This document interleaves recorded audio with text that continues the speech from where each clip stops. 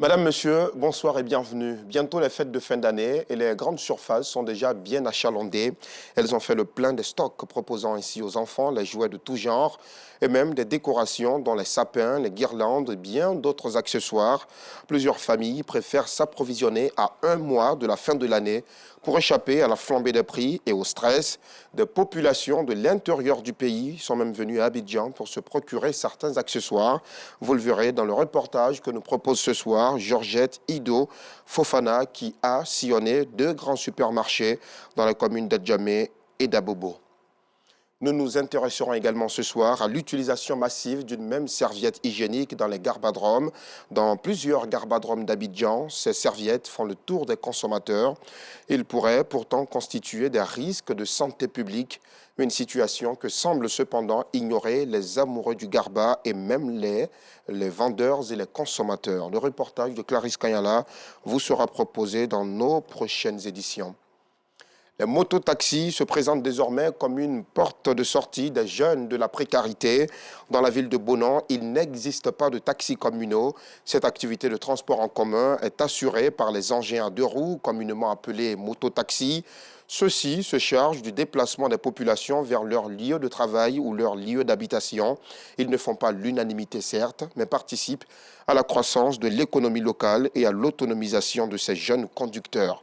Le reportage de Théodore Zouzou et Clément Bocco est à voir ce soir. Et dans le chapitre culture, fin de la deuxième édition du Salon de la musique d'Abidjan. C'est un espace qui réunit plusieurs artistes chanteurs nationaux. Ils réfléchissent aux solutions de développement de l'industrie musicale nationale. L'autre enjeu de ce salon est de tendre la perche aux jeunes talents afin de leur accorder les rudiments nécessaires pour qu'ils se professionnalisent. Le reportage de Clarisse Kanyala est commenté par Afisiata Karamoko. Ils se sont réunis pour un seul but, professionnaliser la musique ivoirienne pour la rendre plus compétitive à l'international à cette deuxième édition du SAMA, Salon de la musique d'Abidjan.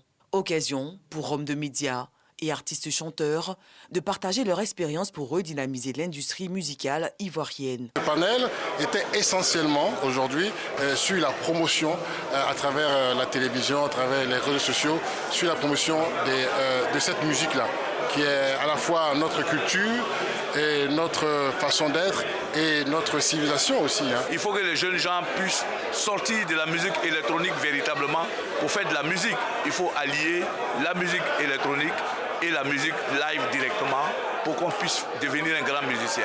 C'est autour du thème « La musique, facteur d'inclusion économique et sociale » que s'est tenue cette deuxième édition du SAMA. La vision, c'est de positionner nos musiques.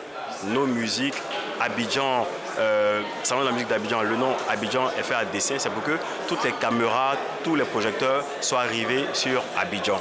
Et au-delà d'Abidjan, c'est bien sûr la sous-région, c'est bien sûr toute l'Afrique qu'on veut impacter, notamment en agissant pour la professionnalisation et le développement de l'industrie musicale. Ce grand rendez-vous de la musique ivoirienne a eu l'approbation de partenaires et du ministère de la Culture. Le SAMA qui pour nous répond à des enjeux importants en fait.